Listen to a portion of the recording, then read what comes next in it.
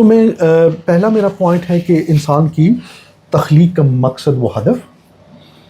دوسرا ہے جو ارادہ و اختیار، فری ویل جس کو ہم کہتے ہیں. تیسری چیز یہ ہے کہ کیا اللہ سبحانہ و تعالیٰ انسان کو اسٹرگل کرتے ہوئے دیکھنا چاہ رہے ہیں یا انسان کو یہاں پہ اس دنیا میں بھی کامیاب دیکھنا چاہ رہے ہیں. کہ جب مجھے دعا مجھ سے وہ خیر اس میں تفصیل میں اس کو کھولوں گا. نمبر 4 یہ ہے کہ جو انبیاء و رسل ہیں وہ ائمہ ہیں، ان کی بعثت اور ان کے مقام کا ہدف کیا ہے. نیکسٹ جو ہے وہ ہے کہ نبی رسول اور امام میں کیا فرق ہے اور امامت کیوں جاری ہے اور باقی 2 چیز کا خاتمہ یا اس کی تکمیل کیوں ہو. چھٹا ہے کہ یہ قرآن نے کیوں کہا ہے وما کان اکثرہم لا یعلمون یا لا تعلمون یا لا یعقلون، اس طرح کی بات. تو یہ میجورٹی اس کی اتنی اس سرزنش کیوں ہوئی ہے اور کرٹیسزم کیوں ہے.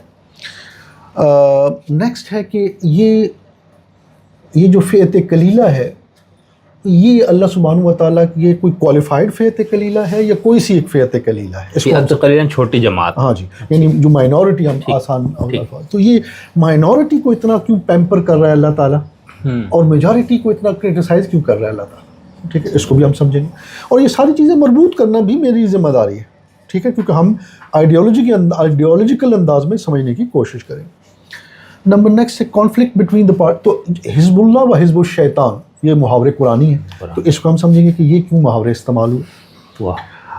نمبر 9 ہے کہ ہم دیکھیں گے کہ مائنورٹی اور مائنورٹی میں بھی فرق ہے اور یہ فرق کس طرح کے نتیجے نکالتا ہے، اس کو ہم سمجھیں گے. نمبر نیکسٹ ہے کہ پیٹرن کیا تھا جو امتیں تھیں تمام رسل و انبیاء کی. تو سورہ شورا بالخصوص اور قرآن بالعموم کیا ہمیں بتاتا ہے اور حضور کی امت پیٹرن کے مطابق چلی ہے یا پیٹرن سے ہٹ کے چلی، اس کو ہم دیکھیں. نیکسٹ ہے کہ جس کو ہم ولایت کی بات کرتے ہیں، جب ہم ولایت و امامت کی بات کرتے ہیں تو ولایت تو ایکچولی اللہ کی، اللہ ولی الذین، تو اس کو ہم سمجھیں گے. اور اس سے متعلق کہ اچھا یا میں ولایت میں ہوں تو میں تو خوش قسمت ہوں، تو اگر ولایت میں نہیں ہوں تو اب میں کیا کروں، اس وقت میرا رول کیا ہے، تو اس کو ہم سمجھیں گے. 12واں پوائنٹ ہے کہ ہم یہ جو مدینۃ الفاضلہ اس کا کیا تعلق بنتا ہے اس پورے کانسیپٹ کے ساتھ. وہ جو ولایت حق تعالیٰ ہے یہ اس کا کلائمیکس کیا ہے. فارابی کی وہ ہے نا المدینۃ الفاضلہ. بالکل، تو اس کو ہم سمجھنے کی کوشش. اور نمبر 13 ہے کہ ہم سمجھیں گے کہ یہ جو طاغوت جو قرآنی مفہوم ہے تو یہ طاغوت کیا ہے، کیوں یہ محاورہ استعمال ہوا اور طاغوت سے ٹکرانا ضروری ہے نہیں ضروری، ٹکرائیں گے تو ہدف کیا ہوگا، وہ کیسے گرے گا، اس کے لوازمات کیا ہے. اچھا جی. اور کیونکہ وہ پلیٹ میں رکھ کے نہیں آپ کو دینے لگا کہ میں طاغوت ہوں، اب آپ آ گئے ہیں، ولی اللہ آ گئے ہیں، تم چلیں ٹھیک ہے آپ کو ایک موقع دیتا ہوں، آپ بھی کچھ حکومت کر کے دیکھ لیجیے. ٹھیک ہے، یہ اس طرح سے نہیں ہوگا.